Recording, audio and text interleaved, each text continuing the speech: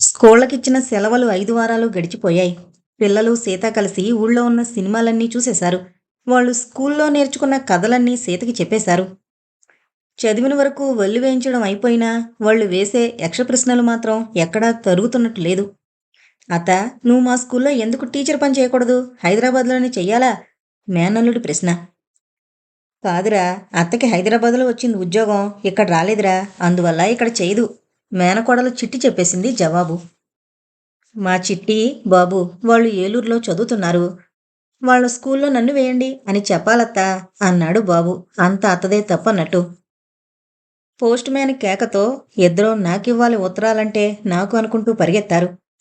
Post man చేతిలో ఒకే ఒక ఉత్తరం ఉంది. ఈరోజు ఒక్క ఉత్తరమే ఉందమ్మా. మరి చెప్పండి, మీ ఇద్దరిలో ఎవరికివ్వాలో అని బ్రతిమాలుతున్న పోస్ట్ మ్యాన్ మాట ఎవరూ వినిపించుకోవడం లేదు.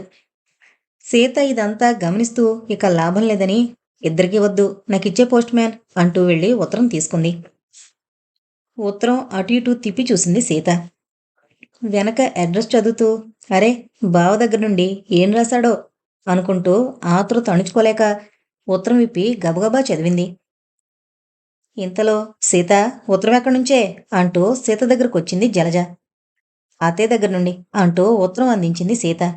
లోపల ఉత్తరం అత్తయ్య కృష్ణకి రాసింది. జలజ సీతమొహం తేరిపారా చూస్తూ సంకోచంగానే ఏదో అడగబోయి మళ్ళా ఉత్తరం ఆతృతగా చదివింది. బావ, అత్తయ్య వస్తున్నారు. బావ భార్యకి ఆ మధ్య జబ్బు చేసింది. చాలా సీరియస్గా ఉందని కూడా విన్నాం. చావు కబురు ఏమైనా రాశాడేమో.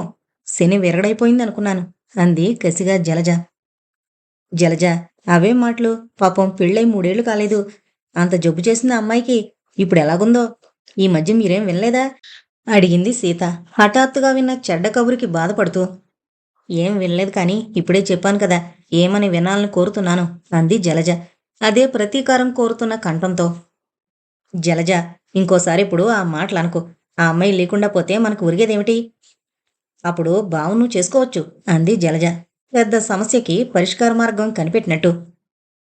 పెళ్ళంటే బొమ్మలాట అనేది అత్తయ్య, బావలాంటి వాళ్ళకు కానీ మనబోటి వాళ్ళకు కాదు జలజ. పిల్లలాడే బొమ్మలాట్లో నిమిషానికొక బొమ్మని పెళ్లికూతురిని చేస్తారు. అంత సులువుగా మనబోటి వాళ్ళం ఊహించకూడదు అంది సీత ఉద్రేకంగా. అత్తయ్యకి, బావకి బుద్ధి రావాలంటే ఇటువంటిది తప్పక జరగాలి సీత. జలజ, నువ్వు పొరబడుతున్నావు. అలాంటిది కర్మకాలి జరిగినా నేను భావం చేసుకోవడానికి సిద్ధంగా ఉన్నాననుకున్నావా? సీత మనసులో మాట ఖచ్చితంగా చెప్పేసింది. జలజ ఆశ్చర్యంగా సీతమొహం చూస్తూ, మరి బావ నిన్ను చేసుకోలేదనే కదా పెళ్లి వద్దంటున్నావు అడిగింది జలజ. పెళ్లి వద్దంటుందానికి కారణం నువ్వన్నది కాదు. నా బోటిదానికి ఏది సవ్యంగా జరగదని గట్టి నమ్మకం ఏర్పడిపోయింది నాకు. అటువంటప్పుడు ఒంటరి జీవితమే హాయి అయినా ఏ పరిస్థితుల్లోనూ నేను బావని పెళ్లి చేసుకోవడం జరగదు. వాళ్ళకి అక్కర్లేదనుకున్నప్పుడు పక్కకు నెట్టేసి కావాలనుకున్నప్పుడు పెళ్లి కూతురిని కావడానికి బొమ్మలనుకున్నావా? సీత స్పష్టం చేసింది తన అభిప్రాయాన్ని. ఏమో బాబూ, నీ ఇష్టం. మేమంతా అనుకున్న మాట అన్నాను నీతో అంటూ అక్కడి నుంచి వెళ్ళిపోయింది జలజ. ఉత్తరంలో ఉన్న ప్రకారం తల్లి కొడుకు మర్నాడు పొద్దుట బస్కే దిగారు. సీతని చూడగానే ఇద్దరూ ఒక నిమిషం వెలవెలపోయారు. వెంటనే సర్దుకుంటూ ఆవిడే పలకరించింది. సీత, బాగున్నావా? ఆ, నీ దయవల్ల బాగానే ఉన్నానత్తయ్య. సీత సమాధానం. మాట మంతీ లేకుండా నిరత్తురుడై నిలబడ్డ బావని సీతే ముందు పలకరించింది. బావా, అదేం అలా చూస్తున్నావు? మొదటిసారి చూస్తున్నట్టు నన్ను. అసలు మనింటికి రావడమే ఇది మొదటిసారిలా నటిస్తున్నాడు సత్యనారాయణ గారు అంది జలజ కసిగా బావ అనకుండా అతని పేరు ఉపయోగిస్తూ. ఇంతలో కృష్ణ బాత్రూంలో నుండి వస్తూ, అరే అత్తయ్య, బావ ఎంతసేపిందొచ్చి? బయట నిలబెట్టి మాట్లాడుతున్నారెవర్రా? లోపలికి తీసుకొచ్చి ముందు కాఫీ టిఫిన్లు ఇవ్వండి. ఏం బావా, కులాసేనా అన్నాడు పలకరింపుగా. కృష్ణ మామూలుగా అన్నా కులాసాయేనా అన్న మాటకి బావ కొంచెం ఉలిక్కి పడ్డాడు అనుకుంది సీత. మా అన్నయ్యని నోరు మెదపనిస్తేనా మీ చెల్లెళ్ళు వచ్చిన మనిషిని అలాగే నిలబెట్టేసి తలొక మాట అంటున్నారు. రండన్నయ్య లోపలికి అని రమాదేవి అనగానే అతడు బ్రతుకు జీవుడా అన్నట్టు రమాదేవి వెనకాలే లోపలికి నడిచాడు. పరిస్థితులు ఎదుర్కోలేక పొరబాటు అని తెలిసి కూడా చేస్తాడు పొరబాట్లను మానవుడు. దాని ఫలితం అంతర్గతంగా వ్యక్తపరిచిన ఓటమిని ఇష్టపడ్డు. ఈ ద్వంద్వ సంఘర్షణ భరించడమే అతని పాపానికి ప్రాయశ్చిత్తం. ఈ బావముఖంలో అవి స్పష్టంగా కనపడ్డాయి అనుకుంది సీత లోపలికి నడుస్తూ బావని పరీక్షగా చూస్తూ. మధ్యాహ్నం భోజనాలయ్యాక, మాలతి, కాసేపు పక్కింటి పిన్నిగారింటికి వెళ్ళొస్తాను. అంటూ మాలతిని పిలిచి చెప్పింది అత్తయ్య. ఆ, అలాగే వెళ్ళరా అత్తయ్య. మాలతి జవాబుగా అంది. పక్కింటి పిన్నిగారు రామనాథం కుటుంబం చాలా కాలం నుండి సన్నిహితంగా ఉంటూ వస్తున్నారు. రామనాథం గారింటికి చుట్టాలెవరొచ్చినా కొంతసేపు పక్కింటికి వెళ్ళి రావడం సామాన్యంగా జరుగుతూ ఉండేది. జలజ, మాలతి పిల్లల్ని పక్కలో వేసుకుని పడుకున్నారు. పాపం ఇద్దరూ రాత్రుళ్ళు లేస్తూనే ఉంటారు, పిల్లలకి పాలు కలపడానికి, పక్కలు మార్చడానికి అని. అందువలన మధ్యాహ్నం భోజనాలు కాగానే తల్లులు, పిల్లలు కూడా నిద్రపోతారు 2 గంటల సేపు. రమాదేవి ఏదో వారపత్రిక పట్టుకుని తన గదిలో కాసేపు నడుము వాలుస్తుంది. తన ఆఖరి పిల్లకి ఏడాది దగ్గర పడుతూ ఉండడం వలన ఇల్లంతా పాకి ఆడుకుంటోంది. సీత బయట వరండాలో కూర్చుని భగవద్గీత చదువుకుంటుంది ఆ వేళప్పుడు. ఆ రోజు కూడా అలాగే బయట కూర్చుని చదువుకుంటోంది. ఇటువంటి వాతావరణం కొరకు ఎదురు చూస్తున్నట్టు సీత దగ్గరకొచ్చి కూర్చున్నాడు సత్యనారాయణ. సీత, భగవద్గీత ఎప్పటినుంచి చదువుతున్నావు? అడిగాడు సత్యనారాయణ ఎంతో అభిమానం ఉట్టిపడుతున్నట్టు. ఇప్పుడు చదువుతున్నాను, చూస్తున్నావు కదా, ఎప్పటి నుండి అనే ప్రశ్న ఎందుకు? అంది సీత. అదంతా నీకు అనవసరం అన్న భావం కూడా ధ్వనించింది ఆ చెప్పడంలో. ఓ సీత, ఎక్కువ మాట్లాడడం నీకు ఇష్టం లేకపోతే ఒక మాట చెప్పు. నన్ను క్షమించావా సీత? నా వల్ల నీ జీవితం నాశనమైపోయింది అన్నాడు ఎంతో అభినయిస్తూ. ఇందులో క్షమించడానికి ఏముంది బావా? ప్రతి మనిషి మనిషిగా ప్రవర్తిస్తే బాధలు భగవంతుడు అనేవే ఉండవు.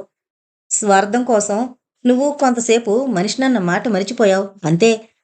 పైగా నా జీవితం నాశనమైంది అనుకోవడంలో మాత్రం నువ్వు చాలా పొరబడ్డావు. నా జీవితం నాశనం కాలేదు. ఇంకా ముందు ముందుకి చాలా ఉజ్వలమైన భవిష్యత్తు కూడా ఉంది నాకు అంది సీత దృఢంగా. పెళ్లి పెడకు లేని సన్యాసికి ఏంటా ఉజ్వలమైన భవిష్యత్తు అన్నాడు సత్యనారాయణ వ్యంగ్యం ధ్వనించిన కంఠంతో. నీలాంటి సంసారికి అటువంటి భవిష్యత్తు దైవదత్వం అనుకుంటున్నావా? అడిగింది సీత తీవ్రంగానే. ఆ, అది కాదు నా ఉద్దేశం. ఉద్యోగరీత్యా పొంతులమ్మలోంచి పైకెళ్లే అవకాశాలు తక్కువ. పోనీ భర్త ఉన్నత ఉద్యోగి అంటే నీకు పెళ్లి కాలేదు. పోనీ ముందు ముందు అంత పెద్ద సంబంధం ఏదైనా వస్తుందా అంటే? నాతో నీ పేరు ముడిపడ్డం, ఆఖరి గడియలో నేను నిన్ను చేసుకోకపోవడం తెలిసి కూడా ఎవరు ముందుకొస్తారు నిన్ను చేసుకోవడానికి? హిహిహి. బావా, ఏంటి నీ వాగుడు? ఆ వెకిలినవేంటి? కోపం పట్టలేక గట్టిగరిచింది సీత. వాగుడు కాదు సీత, వాస్తవం మాట్లాడుతున్నాను అన్నాడు నెమ్మదిగా సత్యనారాయణ. అయితే ఇవన్నీ ముందుగా నువ్వు ఊహించుకునే నువ్వు సరే పెళ్లి చేసుకున్నావన్నమాట. ఏం మాట్లాడవే, చెప్పు నిలదీసింది సీత. ఏం చేయను మరి, అన్నీ తెలుసుకునే చేసుకోవాల్సి వచ్చింది. నా పెళ్లినాటికి నా భార్య పేర బ్యాంకులో 10,000 నిన్ను చేసుకుంటే ఏమొచ్చేది? మీ నాన్న ఉన్నంతకాలం ఏదో భ్రమపడ్డాను, ఏదైనా ఇస్తాడేమో అని. కానీ మీ నాన్న హఠాత్తుగా పోయాక అంతా బయటపడింది. పనికిరాని 3 ఎకరాల భూమి తప్ప ఇంకేం లేదని నీ పేరా? అయ్యో, 10,000 రూపాయలు మీ మామగారు నీ పేర బ్యాంకులో వేలేదన్నమాట. పోనీ నీ భార్య పేర వేశాడంటావా? లేక నిన్ను అలాగే నమ్మించాడా? నేనవన్నీ తనిఖీ చేసి మరీ చేసుకున్నాను అన్నాడు సత్యనారాయణ తన ప్రయోగత్వానికి చాలా గర్వపడుతూ. మరి నీ భార్య ఈ సరిగా డబ్బు తీసి వాడేసిందేమో? అడిగింది సీత కుతూహలంగా. చెక్కుబుక్కు నా దగ్గరే ఉంచుకున్నాను కదా, ఆ జాగ్రత్తలన్నీ పడ్డాన్లే అన్నాడు గర్వంగా. సీత ఊహించలేనంత మాలిన్యం అతనిలో నుండి బయటపడుతుంటే అది ఇంకా ఎంత అఘాయిత్యంలో ఉందో చూడాలనే సరదా సీతలో ద్విగుణీకృతం అయింది. అబ్బా, ఎంత తెలివైనవాడివి బావా. మరి నీ భార్య జబ్బుకి చాలా డబ్బు ఖర్చు అవుతుందంటున్నారు కదా, బ్యాంకులో డబ్బు కూడా తీయాల్సి వస్తుందేమో? ఇప్పుడా సమస్య ఎదురైంది. నేను 200 రూపాయలు ఖర్చు పెట్టాను. ఆ తర్వాత ఆవిడ బ్యాంకులో డబ్బే తీసాం. ఇప్పుడప్పుడే 2,000 రూపాయల దాకా తీశాను. రాయవెల్లూరులో ట్రీట్మెంట్ అంటే మాటలా? కడుపులో ఎందుకు నొప్పొస్తోంది కనిపెట్టడానికే అక్కడే డాక్టర్లకి 2 నెలలు పట్టింది. పేగులో ఏదో పుండుందని మందులతో నయం కాకపోతే ఆపరేషన్ చేసి అక్కడికి పేగు కత్తిరించి కొడతారని అన్నారు. ఇంకా 6 నెలల దాకా హాస్పిటల్లో ఉండాలట. ట్రీట్మెంట్ పూర్తయ్యేసరికి మిగిలిన 8,000 చాలేటట్టు లేదు అన్నాడు బాధగా సత్యనారాయణ. అయ్యో, ప్రాణానికన్నా ఆమె డబ్బు అయిపోతే నీ డబ్బు ఖర్చు పెట్టు భార్యకి భర్తగా. నీ బాధ్యత కూడా ఉంది కదా, మరి ఆమెకు ట్రీట్మెంట్ చేయించడానికి సలహా ఇచ్చింది సీత. సరే, బాగానే ఉంది. పెళ్ళయి 3 ఏళ్లు కూడా తిరగకుండా మంచాన పడితే ఏ సుఖం లేకపోయినా చేతి చమురు కూడా వదులుచుకోవాలా అన్నాడు చిరాగ్గా. ఆ జబ్బే నీకొచ్చుంటే భారీగా ఆమె తన డబ్బు ఎంత ఖర్చు పెట్టేదో, నీకెంత సేవ చేసేదో స్వగతంగా అనుకున్నట్టు అంది సీత. చెయ్యాలి, ఎవడికోసం అన్నాడు సత్యనారాయణ. మరి భర్త భార్యకి ఎవడికోసం అని చెయ్యొద్దా? అనవసర సంభాషణ పొడిగించగా అసలు విషయానికి వద్దాం. సీత, నా వైపు ఒక్కసారి చూడు. నన్ను చూస్తే నీకు జాలి వేయడం లేదు? వైవాహిక ఆనందం పూర్తిగా పొందకముందే నా భార్య రోగిష్టిదైంది. ఆమె ఆరోగ్యం కోలుకునేసరికి చాలా కాలం పట్టేటట్టుంది. అసలు ఆ జబ్బు తగ్గుతుందా అనే సందేహం కూడా లేకపోలేదు. డాక్టర్లు డబ్బు గుంజడానికి అలా చచ్చే మనిషి మీద కూడా ఖరీదుగల మందులు వాడతారు. ఛీ! నీకు సిగ్గులేదు ఇలా మాట్లాడ్డానికి? నువ్వు మనిషివా, పశువా? డబ్బు, ఆనందమే నీకు ప్రధానం కానీ భార్య, మమత అనేవేమీ అక్కర్లేదా? అని చేదరించుకుని పోబోతున్న సీతని ఇంకొక 5 నిమిషాలు కూర్చోమని బ్రతిమలాడ్డం మొదలుపెట్టాడు సత్యనారాయణ. దేనికి ఇంకొక 5 నిమిషాలు? అని విసుగ్గానే కూర్చుంది సీత. సీత, మనం భార్యాభర్తలం కావాలి అంటూ సీత మొహంలోకి తేరిపారా చూశాడు సత్యనారాయణ. ఏంటి నువ్వు మాట్లాడేది? మనమిద్దరమా భార్యాభర్తలమా? నువ్వు పెళ్ళైన వాడివని గుర్తుంది కదూ. ఇప్పుడు మనిద్దరం భార్యాభర్తలు కావడమేమిటి? ఆశ్చర్యంగా అడిగింది సీత. అర్థం చేసుకో సీత, ఏంటా తొందరపాటు? భార్య ఉండగా రెండో పెళ్లి రహస్యంగా ఏ తిరుపతి కొండ మీదో లేక అన్నవరంలోనైనా చేసుకుందాం. ఏ ఆర్భాటం లేకుండా నీ మెళ్ళో పుస్తి కట్టేస్తాను. నువ్వు మామూలుగా ఉద్యోగం చేసుకో. నువ్వెక్కడుంటే అక్కడికి వచ్చిపోతూ ఉంటాను. మా ఊళ్ళోకి ఈ మధ్య ఒక లేబర్ వెల్ఫేర్ ఆఫీసర్ వచ్చింది. అఫీషియల్గా ఆమె మిస్, కానీ 10 రోజులకొకసారి ఆమె భర్తట ఒక ఇంజనీర్ ఇంకో ఊళ్ళో భార్యాపిల్లలతో ఉంటాడట, వస్తూ ఉంటాడు. ఇది ఊళ్ళో అందరికీ తెలుసు. ఆమె చూడచక్కగా అటు ఉద్యోగం చేసుకుంటుంది, ఇటు తనకిష్టమైన భర్తతో కాపురం చేసుకుంటుంది. మనం కూడా అలాగే ఉండొచ్చు అన్నాడు సత్యనారాయణ.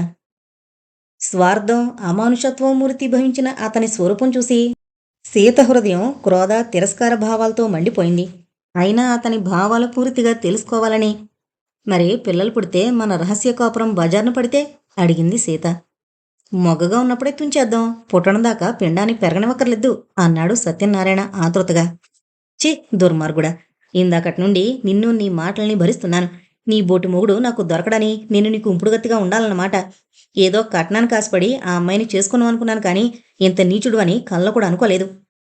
భార్య రోగిష్టిదని దాని మీద ఎక్కువ డబ్బు ఖర్చు కాకుండానే ఆవిడ ఈ లోకం విడిచిపోవాలని ఆతృత పడుతున్నావు. నాతో భార్య సంబంధం ఏర్పరచుకోవాలనుకుంటున్నావు. నువ్వు నిజంగా మనిషివేనా? నా జాతకం నిజంగా మంచిది, చాలా మంచిది. అందువల్లే నీతో నా పెళ్లి ఆఖరి క్షణంలో తప్పించాడు భగవంతుడు. నీ మీద ప్రేమ వలన నిన్ను స్మరిస్తూ అవివాహితగా ఉండాలనే ఉద్దేశంతో ఇలా ఉండిపోయాను అని అనుకోవడం నీ పొరపాటు. నేనే చేసుకోవాలని నిశ్చయించుకుంటే లక్షణమైన సంబంధం కుదరకపోదు. ఉద్రేకం అణుచుకోలేక గబగబా అనేసింది సీత. ఆ చూస్తాను ఆ లక్షణమైన సంబంధం ఏంటో, ఎలా కుదురు పడుతుందో. పాపం ఆ హైదరాబాదులో ఎవరికీ తెలీదులాగుంది నీకు చిన్నప్పటి నుండి అనుకున్న మేనరికం తప్పిపోయిందని. అంతేనా? నేను మంచిదాన్ని కాదని తప్పిపోయిందని కూడా వెళ్ళి చెబుతావా? సత్యనారాయణని మధ్యలో ఆపి అడిగింది సీత. అవసరం అనుకుంటే ఆ కథ కూడా విడిచిపెడతాను అంటూ సినిమాలో విలన్ ఫోజు పెట్టి అక్కడి నుంచి లేచి వెళ్ళిపోయాడు సత్యనారాయణ. అతనన్న ఆఖరి మాటలకు విలన్లా సీత వైపు చూస్తూ లేచి వెళ్ళిపోయే తీరు చూసి సీత స్థాణువులా కూర్చుండిపోయింది.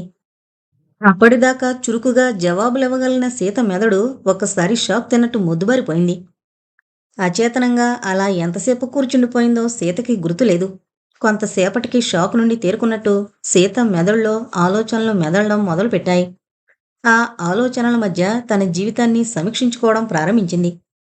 భగవంతుడా, ఇదొక కొత్త సమస్య నా జీవితానికి. ఇంత నీచుడు ఎంతకైనా తెగిస్తాడు. నా జీవితాన్ని గౌరవంగా ఒడ్డుకు చేర్చే సమస్య నన్ను సవాల్ చేస్తోంది. దీనికి కూడా నా మొండి జవాబే సమాధానమైతే చేజేతులా నా బ్రతుకు బజారుపాలు చేసుకునేదానవుతానేమో. ఒంటరితనాన్ని కోరుకుని ఇంతవరకు నేను సాధించిందేముంది? ఒంటరిగా ఉన్న నేను పొంతులమ్మనైనా పెద్ద పెద్ద ఆఫీసర్లు తమంతట తాము నా ఇంటికి రావడానికి తహతహలాడుతుంటే ఆ పెద్ద పుల్ల నుండి ఎలా తప్పించుకోవాలా అని నేను పడ్డ క్షోభ మరిచిపోగలనా? నేను ఒంటరిగా ఉన్నానని, నా ఇంటికి తన భర్త రావడం ఇష్టం లేదని చెల్లెలు నిర్మోహమాటంగా నాతోనే చెప్పగలుగుతుందే.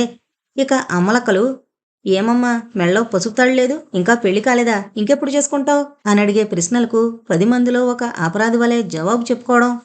ఇన్నాళ్ళు ఇవే కదా అని నెట్టుకొస్తుంటే బావ బలాత్కారం, బెదిరింపు నన్ను నిజంగానే మేలుకోమని హెచ్చరిస్తున్నాయి. ఒకసారి వినోద్ అంది, విదేశాల్లో ఉద్యోగిని జీవితంలో స్థిరపడినట్లే ఇక్కడి స్త్రీకి పెళ్ళైతేనే స్థిరపడినట్టు లెక్క. ఇది నిజమని ఇప్పుడు నేను ఒప్పుకోక తప్పడం లేదు. ఈ విషయంలో అసలు ఎప్పటికైనా ఇతర దేశాలతో మనం పోల్చుకునే పరిస్థితులు ఏర్పడతాయా? బహుశా ఎప్పటికీ పోల్చుకోలేమేమో. 2 రోజులుంటామని వచ్చిన అత్తయ్య కొడుకుతో పాటు వచ్చిన రోజు సాయంత్రమే వెళ్ళిపోయింది. ఆదివారం ఒకరోజు బద్దకిస్తుంది పొద్దుటే లేవడానికి సీత. ప్రతి ఆదివారం తప్పనిసరిగా అనుకుంటుంది. సూర్యుడు ఈ ఒక్కరోజు ఆలస్యంగా ఉదయిస్తే ఏం మునిగిపోతుందో. వారానికి ఒక్క రోజు సూర్యుడికి మాత్రం రెస్ట్ ఉండద్దు. సానుభూతి చూపిస్తుంది సూర్యుడి మీద. ఇంతలో వంటింట్లో నుండి రామాదేవి గొంతుకు వినపడింది. అబ్బబ్బా! ఉండండర్రా! మీరు పిల్లలు కాదు, రాక్షసులు. నాతో పాటే లేస్తారు. ఇక నాకు పనులు తెములుతాయా? అవతల వంటావిడికి జ్వరం వచ్చి లేవలేదు. విసుక్కుంటోంది పిల్లల మీద. దుప్పటి ఒక్క తోపుతోసి లేచిపోయింది సీత. బాత్రూంలో దూరి మొహం కడిగేసుకుని వంటింటి వైపు నడిచింది. సీత, చూడమ్మా, వీళ్ళు నా ప్రాణాలు తోడేస్తున్నారు. వీళ్ళకేం కావాలో నువ్వు చూడు. నేను ఇడ్లీలోకి పచ్చడి నూరతాను అంటూ పిల్లల్ని సీతకు అప్పచెప్పేసి రమాదేవి తన పని మీద వెళ్ళిపోయింది. క్లాసులో పొంతులమ్మలాగా ఒక ఎత్తుపీట మీద కూర్చుని, ఏమర్రా, ఒక్కొక్కళ్ళు మీకేం కావాలో లేచి చెప్పండి. ఆ చెప్పడంలో ఏడుపు ధ్వనించిందా ఎవరికీ ఏమివ్వను, తెలిసిందా అని వాళ్ళకి ఉమ్మడి బాధ్యత నెత్తిన పెట్టింది సీత. ఏమి చిట్టి, ఏడుస్తూ అడక్కు. అత్త ఒక్కళ్ళేడిచినా ఎవరికీ పెట్టదట అని వార్నింగ్ ఇచ్చాడు బాబు. ఇడ్లీ పంచదార మొదటి డిమాండ్. నాకు ముందు పాలు రెండో డిమాండ్. సీతమ్మ, ఒక్క నిమిషంలో వంటిల్ని ఎంత నిశ్శబ్దం చేసి పారేశావు. ఆ హైదరాబాద్ ఉద్యోగం ఇక్కడికి బదిలీ చేయించుకోందు తల్లి. నీకు పుణ్యం ఉంటుంది. ఈ పిల్లలంతా బాగుపడతారు. నా మాట బొత్తిగా లక్ష్య పెట్టరు అంది రమాదేవి. అవునవును, ఇక్కడ నీకు వంటింట్లో సహాయపడొచ్చని అది ఉద్యోగం బదిలీ చేయించుకుని రావాలి అంటూ కృష్ణ మొహం తుడుచుకుంటూ వచ్చాడు వంటింట్లోకి. అది కాదండి, పొద్దుట్నుండి నా ప్రాణాలు తోడేస్తున్నారనుకోండి. సీతొస్తే 5 నిమిషాల్లో ఎంత బుద్ధిమంతులైపోయారో చూడండి అంది రమాదేవి. ఆ కిటికేదో నువ్వు నేర్చుకోవాలి సీత దగ్గర నుండి. అంతేకాని సీత ఎప్పుడు ఇక్కడే ఉండాలి, నీకు ఉపయోగంగా అంటే ఎలాగా అన్నాడు కృష్ణ భార్య అందిస్తున్న కాఫీ కప్ అందుకుంటూ. మాలతి, జలజ కూడా వచ్చేయడం వలన ప్లేట్లలో ఇడ్లీ పచ్చడి పెట్టి అందరికీ అందించింది రమాదేవి. పిల్లలు తినడం ముగించుకుని బయటికి వెళ్ళిపోయారు. రమాదేవి తను ఇడ్లీ తింటూ కృష్ణకేదో సైగ చేసింది. అన్నట్టు అత్తయ్య బావ 2 రోజులుంటామని ఉత్తరం రాసి మరీ వచ్చారు. వచ్చిన రోజే వెళ్ళిపోయారెవర్రా? సాయంకాలం నేను కోర్టు నుండి వచ్చేసరికి వెళ్ళిపోయారు అడిగాడు కృష్ణ. ఏమోనండి, నేనడిగితే మా పని అయిపోయింది, రేపటిదాకా ఉండక్కర్లేదు అంది పిన్నిగారు. ఎక్కడికి వెళ్ళినట్టు లేదు. అత్తయ్య అన్నట్టు పక్కింటికి వెళ్ళింది. కాసేపు బావ వెళ్ళలేదు. బయట వరండాలో సీతతో మాట్లాడుతూ కూర్చున్నాడు. అసలు వాళ్ళొచ్చిన పనేమిటి, అయిపోవడమేమిటి అంది మాలతి ఆశ్చర్యంగా. వెళ్ళేటప్పుడు మాత్రం కోపంగా రుసరుసలాడుతూ వెళ్లారు. అత్తయ్య ఒక మాట కూడా అంది. ఆవిడెక్కడ వింటుందిరా మన మాట, ఆవిడ ఇప్పుడు పొంతులమ్మ మరి జారేసింది నెమ్మదిగా జలజ. మాలతి, జలజ ఆతృత పడుతున్నారు. సత్యనారాయణ సీతతో ఏం మాట్లాడాడో వినాలని. ఏమి సీత, నువ్వొక్కరితివి ఏం మాట్లాడడం లేదు. నీతో ఏం మాట్లాడాడు బావా అడిగాడు కృష్ణ అసలు విషయానికొస్తున్నట్టు. ఏం మాట్లాడతాడు? బావ ఎంత నీచపు బుద్ధులు కలవాడో నాకిప్పుడు అర్థమైందన్నయ్య. అతడు నాతో చేసిన సంభాషణ బట్టి అని ఆలోచించింది సీత. ఎక్కడ మొదలు పెట్టాలి, అతడు మాట్లాడిన సంగతులు ఎలా క్లుప్తంగా చెప్పాలి? అసలు ఏం మాట్లాడాడే? ఏ తిరుపతిలోనో లేక అన్నవరంలోనో రహస్యంగా నా మెళ్ళో పుస్తి కడతాడట. మేమిద్దరం భార్యాభర్తలా ఉండాలట. చట్టరీత్యా భార్య ఉండగా రెండో పెళ్లి నిషేధం కనుక రహస్యంగా కాపురం చెయ్యాలట. పిల్లలు పుట్టకుండా అబార్షన్లు చేయించుకోవాలట క్లుప్తంగా చెప్పింది 3 ముక్కల్లో సీత. అంటే పెళ్ళాంకి జబ్బు తగ్గదని డాక్టర్లు చెప్పారా ఏం? ఇతగాడు రెండో పెళ్లికి ఏర్పాట్లు చేసుకుంటున్నాడు అంది మాలతి. డాక్టర్లు డబ్బు బాగా ఖర్చు పెట్టాలని, ట్రీట్మెంట్ ఎక్కువ కాలం తీసుకోవాలని చెప్పారట. అందువలన డబ్బు ఖర్చవడం కన్నా ఆమె త్వరగా హరి అంటే బాగుండని కూడా అనుకుంటున్నాడు. పైగా ఇప్పటిదాకా ఆ అమ్మాయి డబ్బే బ్యాంకులో నుండి తీసి ఖర్చు పెడుతున్నాడట. అబ్బా, డబ్బంటే ఎంత కకృతిగా మాట్లాడాడో చెప్పడానికి కూడా అసహ్యం వేస్తోంది. అతని ఉద్దేశం ఏమిటి? సీతని పెళ్లి చేసుకుంటానడంలో ఏ రోగిష్టిదో భార్య ఉందిగా అన్నాడు నెమ్మదిగా కృష్ణ చట్టం దృష్టిలో అతని మాటలకి అర్థం తెలుసుకోవడానికి ప్రయత్నిస్తూ. అంటే ఇది అన్అఫిషియల్ పెళ్ళన్నమాట. ఇటువంటివి అక్కడక్కడా జరుగుతున్నాయన్నయ్య. మా స్కూల్లో ఒక టీచర్ ఉంది. ఆమెది హైదరాబాదే. తల్లి తండ్రితో ఉంటుంది. చెల్లెళ్ళకి తమ్ముడికి పెళ్ళిళ్ళైపోయాయి. ఈ టీచర్కి మాత్రం పెళ్లి కాలేదు. తరచూ ఒకతను వీళ్ళింటికి వస్తూ పోతూ ఉంటాడు. వచ్చినప్పుడల్లా ఈ టీచర్తో హైదరాబాదులోని పబ్లిక్ గార్డెన్స్లోనో మ్యూజియంలోనో తిరుగుతూ కనబడతారు. మా స్కూల్లో ఇంచుమించు టీచర్లంతా చూశారు వాళ్ళు కలిసి అలా తిరగడం. అందరూ అడిగారు కూడా, మీ కూడా ఉన్న ఆయన ఎవరండి అని. మా కజిన్ జవాబు వెంటనే చెప్పేసేది. ఒకసారి మా స్కూల్కి కొత్త టీచరు ఆ అబ్బాయి ఉన్న ఊరు నుండి ట్రాన్స్ఫర్ వచ్చింది. ఆవిడ చెప్పింది, మా టీచరు ఆ అబ్బాయి కాలేజీ స్టూడెంట్స్గా ఉన్నప్పుడు ప్రేమించుకున్నారట. పెళ్లి చేసుకుంటామని 5 ఏళ్లు ఒక శుభముహూర్తాన ఏ వంకా పెట్టకుండా తండ్రి చూసిన పిల్లని చేసుకుని మా టీచర్ని క్షమించమన్నాడు. క్షమించడమే కాకుండా ఆమెని తాళి కట్టని భార్యగా ఉండమన్నాడు. లేకపోతే అతను చచ్చిపోతానన్నాడు. మా టీచర్ అతన్ని క్షమించేసి అతని కోసం అనఫిషియల్ భారీగా ఉండిపోయింది. పెళ్లి చేసుకుంటానని దగా చేసినందుకు వీడికి నేను కూడా ఈ కోవకి చెందాననుకున్నాడు బావ. అందుకే వీడికి నేను భారీగా ఉండాలట. నేను ఉద్యోగం చేసే చోటికి వస్తూ పోతూ ఉంటాడట స్క్రౌండ్రల్. వీడికి తెలియడం లేదు, కర్మకాలి ఆ రోగిష్టి భార్య చచ్చిపోయినా వీడిని మాత్రం నేను చేసుకోను పెళ్ళి అని తన మనసులోని బాధ, కోపం ఒక్కసారిగా పైకి కక్కేసింది సీత. సీత మనసులోని అభిప్రాయం ఇప్పటికి బయటపడినందుకు అందరి ముఖాల్లోనూ సంతోషం ఒక్కసారిగా కనిపించింది. అంతా నిదానంగా విని కృష్ణ అడిగాడు, బావకి నువ్వేం సమాధానమిచ్చావు? 4 చివాట్లు పెట్టి ఇన్నాళ్ళు బాధపడ్డాను. పీటల మీద పెళ్లి తప్పిపోయిందని ఇన్నాళ్ళు బాధపడ్డాను. ఇప్పుడు మనస్ఫూర్తిగా సంతోషిస్తున్నాను. భగవంతుడు ఆనాడు మన పెళ్లి తప్పించినందుకు అన్నానన్నయ్య అంది సీత. అతనేమన్నాడు? కృష్ణ ఆతృతగా అడిగాడు. నన్ను బెదిరించడానికి చాలా ప్రయత్నించాడు. చిన్నప్పటి నుండి అనుకున్న మేనరికం తప్పిపోయిందని తెలిసి నన్నెవరూ చేసుకోరట. హైదరాబాద్ వచ్చి అక్కడ వాళ్ళందరికీ ఈ సంగతి చెబుతానని కూడా బెదిరించాడు చెప్పింది సీత. చాలా నీచంగా మాట్లాడాడన్నమాట. నేను కోర్టు నుండి వచ్చేదాకా ఆపవలసింది. వాడికి బావమరిది మర్యాదలు చేసి పంపేవాణ్ణి అన్నాడు కృష్ణ పళ్ళు పటపటా కొరుకుతూ. మనం ఎవరో అవసరం లేదులేండి, సీత బాగానే బుద్ధి చెప్పింది. నువ్వు రాగానే నేను చెబుతానని భయపడి నేను వచ్చేసరికి వెళ్ళిపోయాడన్నయ్యా అంది సీత. పోనీలే, వాడలా వాగడం ఒక అందుకు మంచిదైంది. నీ మనసు ఎప్పటికైనా మారుండాలి. ఇటువంటి వెధవల జ్ఞాపకాలతో జీవితం అంతా గడపడం ఎంత మూర్ఖత్వం అన్నాడు కృష్ణ. సీత, నువ్వు త్వరగా పెళ్లి చేసుకుని వాడికి బుద్ధి చెప్పాలి మరి అంది మాలతి. ఉండండర్రా, అతనితో ఘర్షణ పడుతున్నప్పుడే నిశ్చయం చేసుకుంది తన పెళ్లి గురించి అంది రమాదేవి సీత ముఖంలోకి నిజం కదూ అన్నట్టు చూస్తూ. నిజమే వదినా నువ్వు అంది. అయితే నా నిర్ణయం ఇప్పుడే చెప్పను. హైదరాబాద్ వెళ్ళి రాస్తాను అంది సీత దృఢంగా. అమ్మయ్యా, ఎన్నాళ్ళకి విన్నావు సువార్త సీత. ఒంటరిగా ఉన్నావని ఎప్పుడూ మాకు నీ గురించి ఆతృత అన్నాడు కృష్ణ చెల్లెలి వైపు సంతృప్తిగా చూస్తూ. నాన్నా, మీకోసం ఎవరో వచ్చారు కేకేశాడు బాబు. ఆదివారం కూడా మునిగిపోతున్నట్టు వస్తారు పొద్దుటే విసుక్కుంది రమాదేవి. పార్టీలు రాకూడదా? డబ్బు మాత్రం రావాలి కదూ అన్నాడు కృష్ణ నవ్వుతూ భార్య వైపు చూసి. ఇంకో గంటలో సీత ప్రిన్సిపాల్కి ఉత్తరం రాసి పోస్టు చేసి వచ్చింది. ఆవిడ సెలవులయ్యాక మళ్ళా సీత హైదరాబాద్ వచ్చినప్పుడు పెళ్లి విషయంలో తన నిర్ణయం చెప్పమన్నారు. కానీ ఒక నిర్ణయానికి వచ్చాక ఆవిడికి తెలియజేయడంలో ఆలస్యం చేయడం దేనికని ముందుగానే ఉత్తరం రాసి పోస్టు చేసింది సీత. మంచం మీద పడుకుని స్థిమితంగా చదవడం ప్రారంభించింది వినోద సీత రాసిన ఉత్తరం. వినోద, నువ్వు ఈ ఊరు నుండి వెళ్ళిపోయాక నేను ఒంటరిదాన్నయ్యాను. నీతో పాటు మీ పిన్నిగారింట్లో నేను ఎక్కువగా సెలవు రోజులు గడుపుతూ ఉండేదాన్ని. స్కూలున్న రోజుల్లో నువ్వు స్కూల్ నుండి నాతో పాటే మా ఇంటికొచ్చి భోంచేసి రాత్రి ఎప్పుడో వెళ్లేదానివి. అందువల్ల నాకెప్పుడూ ఒంటరిదాన్ని అనే భావం కలగలేదు. నువ్వు లేని ఈ మహా పట్టణంలో నేను ఒక్కరితోనే ఉండడం మొదలుపెట్టాక ఎన్నో అనుభవాలు పొందాను వినోద. నువ్వు నాకు చెప్పేదానివే, అవన్నీ ప్రత్యక్షంగా చూడగలిగాను. ఉద్యోగరీత్యా ఉన్నత స్థానంలో ఉన్న పెద్ద మనిషి ఒకరోజు నేను స్కూల్ నుండి ఇంటికెళ్తుంటే ఆపి నా ఇంటికి ఏ ఆహ్వానం లేకుండా వస్తానడం ఎన్నో భయాలు నాలో రేకెత్తాయి. నిజంగా నా ఇంటికి ఏ వేళప్పుడైనా ఇటువంటి పెద్ద మనుషులొస్తే నాకు రక్షణ ఎవరు అనే ప్రశ్నకు నాకు జవాబే దొరకలేదు. నా ఇల్లు అన్ని వసతులతో బాగుందని, నాకు తోడుగా ఉంటారని మాలతిని, మరిదిగారిని నా ఇంటికి వచ్చేయమంటే అలా రావడం వాళ్ళకిష్టం లేదని మరిది స్పష్టంగా చెప్పేశారు. సెలవుల్లో బావ, అత్తయ్య మా ఇంటికి ఏలూరొచ్చారు. బావ భార్య జబ్బుతో రాయవెల్లూరు హాస్పిటల్లో ఉందట. ఆమె జబ్బుకు ఎంతో డబ్బు ఖర్చయిపోతుందని, దానికన్నా ఆమె పోయినా ఎక్కువ సంతోషించేవాణ్ణి అని అతను చెప్పడం వింటుంటే నాకెంతో అసహ్యం వేసింది. వినోద, ఇంకా అతను మాట్లాడిన విషయాలు రాస్తే నువ్వు చాలా చేదరించుకుంటావు. నాకేం సలహా ఇచ్చాడనుకున్నావు? సలహా కాదు, నన్ను చాలా బ్రతిమిలాడాడు అలా చేయమని. ఎవరికీ తెలియకుండా నా మెళ్ళో పుస్తి కడతాడట. నేను తనతో రహస్యంగా కాపురం చెయ్యాలట. నేను 4 చివాట్లు పెట్టి ఇంకెప్పుడు అలాంటి సంభాషణ నా దగ్గర తేవద్దని చేదరించుకుంటే ఏమన్నాడో తెలుసా?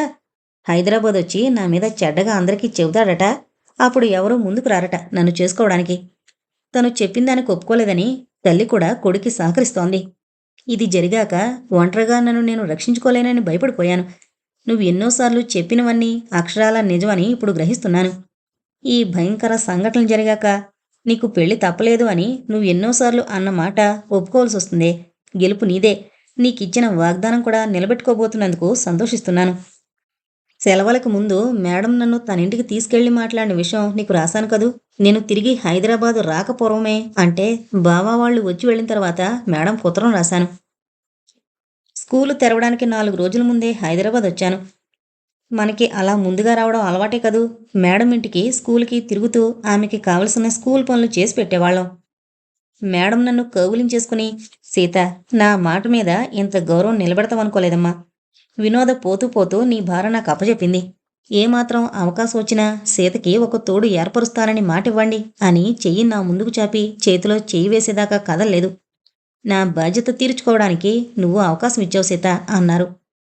మేడం దృష్టిలో ఉన్న ఆ లెక్చరర్ సెలవులకి వాళ్ళ స్నేహితుల దగ్గరికి వెళ్లారని, మనిషి చామనచాయిగా పొడవుగా ఉంటాడని, మంచి ఉద్యోగంలో స్థిరపడ్డాడని, చాలా బుద్ధిమంతుడని ఆమె చాలా హామీ ఇచ్చారు.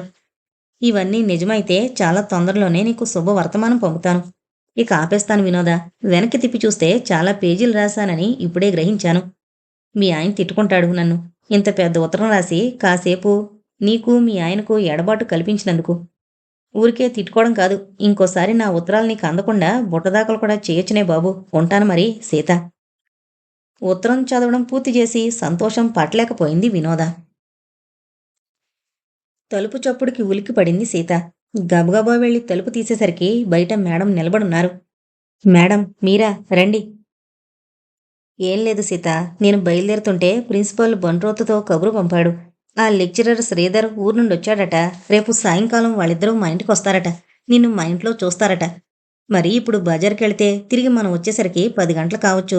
మళ్ళా తెల్లారితే స్కూల్ హడావిడి. పెళ్లివారు వస్తున్నారంటే ఇల్లు సర్దుకోవద్దు అన్నారు మేడం నవ్వుతూ.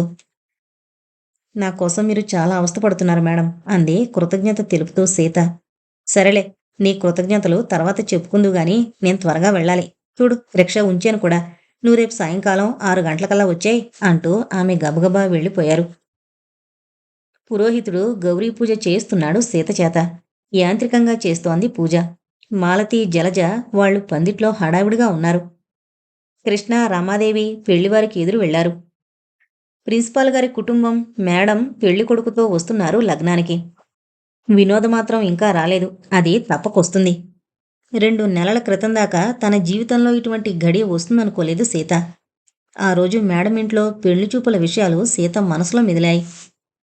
పొడవుగా చామనచాయి రంగులో ఉన్న శ్రీధర్ని మొదటిసారి చూసింది తాను. ముక్కు, కళ్ళు బాగున్నాయి. చూడగానే ఆకర్షించే విగ్రహం.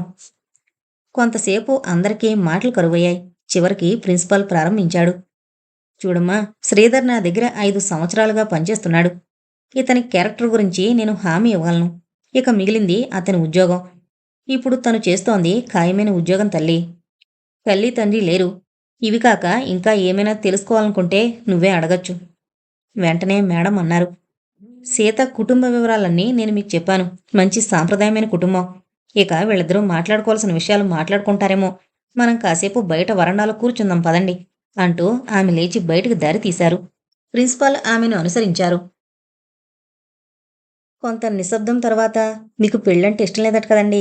ఎదురు చూడని ఈ ప్రశ్న అతని నుండి వినపడేసరికి ఉలిక్కి పడింది సీత. సందర్భం లేకుండా ఇదేం ప్రశ్న? నిజమేనా అండి? రెట్టించాడు శ్రీధర్. సీత నిశ్చయించుకుంది. ఏమీ దాచకుండా అంతా చెప్పేయాలి. అవునండి, నిజమే. నేను ఆ మాట అన్నంత వరకు సీతని మధ్యలో పడిగాడు ఆతృతగా. ఊరికే అన్నారా? మేడం, మా ప్రిన్సిపాల్ మీ ఇష్టానికి వ్యతిరేకంగా మిమ్మల్ని పెళ్లికి ప్రోత్సహిస్తున్నారేమో అని నా మనసు పీకుతుందండి. బలవంతంగా ఒప్పించిన పెళ్లి వలన భార్యాభర్తలకి ఎటువంటి సుఖం ఉండగలదో మీరు ఊహించగలరు. ఈ ఒక్క విషయంలో మీరు ఏమీ దాచకుండా చెప్పమని అడగడంలో నేను మిమ్మల్ని ఇబ్బంది పెడుతున్నాననుకోకండి. అబ్బే, అదేం లేదు. పైగా మన మధ్య రహస్యాలుండకూడదనేదే నా ఉద్దేశం. అలా పెళ్ళంటే ఇష్టం లేదని ఎందుకు చెప్పవలసొచ్చిందో చెబుతాను. నేను పుట్టినప్పుడే మా మేనమామ నన్ను తన కొడుక్కి చేసుకుంటానన్నాడట. మా అమ్మ ఆ మాటలకి నవ్వేస్తూ, మీ అబ్బాయికి సంబంధాలు రావని భయపడుతున్నావన్నయ్య. ఇప్పటినుండి మీ అబ్బాయి పెళ్లికి ఆతురతపడుతున్నావు అందట. లేదమ్మా, మీ అమ్మాయి పుట్టిన నక్షత్రం చాలా మంచిది. నేను నవ్వులాటకాండం లేదు. బావతో కూడా చెబుతాను అంటూ వీధిలో ఉన్న మా నాన్నగారితో ఆ మాటే అన్నాడట. అలా నేను పసికందుగా ఉన్నప్పుడు ఖాయమైంది నా పెళ్లి బావతో. నేను స్కూల్ ఫైనల్ పరీక్ష రాసిన ఏడాది నాన్నగారు మా పెళ్లి చేయాలని తలపెట్టారు. ఇంతలో గుండెపోటొచ్చి ఆయన పోయారు. అప్పటికి మా మేనమామ పోయి 4 ఏళ్లయింది. ఈ పరిస్థితుల్లో అత్తయ్య, బావ ఎక్కువ కట్నం వచ్చే సంబంధాల వైపుకి మొగడం ప్రారంభించారు. వాళ్ళ ప్రయత్నాలు మా దగ్గర రహస్యంగా ఉంచారు 2 ఏళ్లు. పైకి ఏదో కారణం చెబుతూ ముహూర్తాలు దాటించేవారు. చివరికి వేరే సంబంధం కుదుర్చుకుని ముహూర్తం పెట్టుకునేదాకా మాకు తెలియలేదు. నేను మాత్రం దైవ సంకల్పంలా నాన్నగారు పోగానే కాలేజీలో చేరిపోయాను. పిల్లలాడుకునే బొమ్మల పెళ్లిలా చేసేసింది అత్తయ్య. బావ పెళ్లి. మొదట్నుండి పెళ్లి కూతురని కేటాయించిన బొమ్మని మార్చేసి ఇంకో బొమ్మకిచ్చింది ఆ స్థానం. ముఖ్యంగా మన దేశంలో చాలామంది దృష్టిలో స్త్రీ ఒక ఆట బొమ్మ. పరిస్థితులను బట్టి ఆ బొమ్మని జరుపుతూ ఉంటారు. ఒక పెళ్లి విషయంలోనే కాదు, ఉద్యోగ విషయాల్లోనూ అంతే. ఆర్థికంగా కుటుంబానికి అవసరమైతే ఆమె ఆర్జనాపరురాలు కావాలి. ఆర్జన వరకే ఆమెకివ్వబడుతుంది స్వతంత్రం. ఆ పైన ఆమె నిత్యం ఎదుర్కొనే ప్రశ్నలు. ఈరోజు ఆఫీస్‌కింత త్వరగా వెళ్ళిపోతున్నావేమిటి? ఏంటి ఆ మగాళ్ళతో మాట్లాడ్డం? ఏ తప్పు చేయకపోయినా స్త్రీ ఇటువంటి ప్రశ్నలకి సంజాయిషీ చెప్పుకుంటూనే ఉండాలి. అత్తయ్య, బావ ప్రవర్తన అదే విధంగా తీసుకోవాల్సొచ్చింది. మాకేం, మేము మగ పిల్లవాడి వాళ్ళం. మాకిష్టమైన పిల్లని చేసుకున్నాం. మీ సీతకి వేరే సంబంధాలు చూసుకోండి అని అత్తయ్య అనగలిగినా నేను దానికి సిద్ధపడలేకపోయాను. ఒకసారి తప్పిపోయిన పెళ్లి ఇంకోసారి తలపెట్టినా సవ్యంగా జరుగుతుందని ఏం నమ్మకం అనే ప్రశ్న తీవ్రంగా బాధించేది నన్ను. ఫలితంగా నాకు పెళ్లి గురించి ఆలోచించాలన్నా, ఎవరైనా సంబంధాల మాట ఎత్తినా విపరీతంగా భయపడేదాన్ని. తీరా ఒప్పుకుంటే పెళ్లిదాకా వచ్చి ఆగిపోతే ఎంత అవమానం. ఇటువంటి అవమానాలు గుర్తుకు రాగానే బాబోయ్ నాకు పెళ్ళొద్దు అనిపించడమే కాదు, పైకి కూడా అనేసేదాన్ని. ఏ కారణం చెప్పకుండా ఎందుకొద్దు పెళ్ళి అని ఎదురయ్యే ప్రశ్నలకి నాకిష్టం లేదు అనే జవాబు తేలిగ్గా ఉంటే అదే చెప్పేదాన్ని. కానీ హైదరాబాద్ వచ్చాక ఒంటరిగా ఉండడం తేలిక కాదని స్పష్టమవుతోంది. మేడం చెప్పినట్లు చేయడంలో నేను భయపడవలసిన అవసరం ఏర్పడదని నేను నమ్మాను. పకపక శ్రీధర్ నవ్వడం మొదలుపెట్టేసరికి సీత చెప్పడం ఆపేసింది. ఇక చాలండి, నేను మీ దగ్గర నుండి ఇంకేమీ వినవసరం లేదు. అయితే మీరు ఒంటరిగా ఉండడం అవసరం లేకుండా మీ మేడం మీకు మంచి బాడీగార్డ్‌ని కుదిరిచ్చారనే ధైర్యం ఏర్పడిందన్నమాట అనేసి పట్టలేకుండా నవ్వాడు కాసేపు. అంతలోనే సీరియస్‌గా అయిపోయి శ్రీధర్ తిరిగి ప్రారంభించాడు. మిస్ సీత, నేను పుట్టిన వెంటనే మా అమ్మ పోయింది. మా నాన్నగారు మళ్ళీ పెళ్లి చేసుకోలేదు. మా నాన్నగారు నన్ను ఎంత గారాబంగా పెంచినా ఆ లేత వయసులో నా మనసు తెలియని అమ్మ కావాలని ఘోషిస్తూనే ఉండేది. నాకిప్పటికీ బాగా జ్ఞాపకం. ఒకసారి ఎదురింటి అబ్బాయితో ఆడుకుంటూ వాళ్ళింటికి వెళ్ళాను. వెళ్ళడంతోనే ఆ అబ్బాయి వాళ్ళ అమ్మ ఒడిలో దూరి ఆప్యాయంగా అమ్మా అమ్మా అని చుట్టేసుకున్నాడు. ఆవిడ వాడి మీద ముద్దుల వర్షం కురిపిస్తూ, కాసేపు కూడా ఉండలేవురా నన్ను విడిచిపెట్టి, 5 నిమిషాలు అలా బయటికెళితే చాలు, వచ్చి చుట్టేసుకుంటావు అంది. ఆ సంఘటన నాలో అమ్మ కావాలనే కోరికను బలంగా రేకెత్తించింది. ఆ రోజు సాయంకాలం నాన్నగారిని నిలదీసి అడిగాను. మా అమ్మేది, నాకమ్మ కావాలి. ఆయన ఎంతోసేపు నన్ను మభ్యపెట్టడానికి ప్రయత్నించి విసిగిపోయి, మీ అమ్మ చచ్చిపోయిందిరా, మీ అమ్మ బ్రతికుంటే నాకీ తిప్పలెందుకు అంటూ ఏడ్చేశారు. క్రమేపీ లేని అమ్మ గురించి ఆలోచించడం మానేసి నాన్నగారి దగ్గర బాగా చేరికైపోయాను. అలా 20 సంవత్సరాలు దొర్లిపోయాయి. నేను ఎంఏ మొదటి సంవత్సరంలో ఉండగా నాన్నగారు పోయారు. అప్పట్నుండి నేను ఒంటరివాణ్ణయిపోయాను. మా ప్రిన్సిపాల్ మీ గురించి చెబుతూ ఈ విధంగా చెప్పారు. ఆ అమ్మాయి నాకు అన్ని విధాలా నచ్చింది. అందం, చదువు, గుణం దేనిలోనూ నువ్వు సందేహించనక్కర్లేదు అని. నా నుండి ఎంతసేపటికి సమాధానం రాకపోయేసరికి ముఖం చిట్లిస్తూ ఆయన అడిగారు. ఇంకా ఏంటో నీ సందేహం? నీ మనసులో మాట చెప్పు. నీకిష్టమైతేనే ఈ సంబంధం ఖాయం చేసేది.